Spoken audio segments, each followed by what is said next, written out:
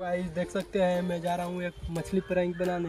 जो देख सकते हैं एक बच्चा मछली बजा रहा है, हम चल रहे हैं उसी के साथ प्रैंक बनाने। तो चलिए तो देखिए गाइस हम क्या कर रहे हैं, एक ढेला उठा ले रहे हैं उसको निकालने के लिए। तो चलिए ये है जो उठा ले रहे हैं और देखते हैं वो क्या कर रहा है। तो चलिए हम बताते हैं, आइए देखते हैं, बैठ मजा आएगा। ये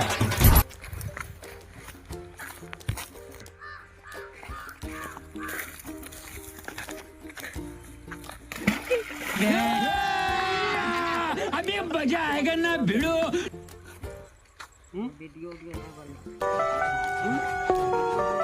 अरे बाप रे, अच्छी वीडियो ना बनाएगी केकरा से कुछ मछली बजा तरी। हाँ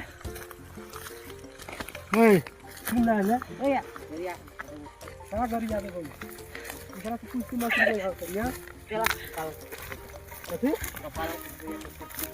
ओकर पापा से केने उतर पापा हाँ घट्टा केने एने बात कर रहे ने एने बात कर जाओ एने बात कर एने बात कर ओए एने बात कर ना ओए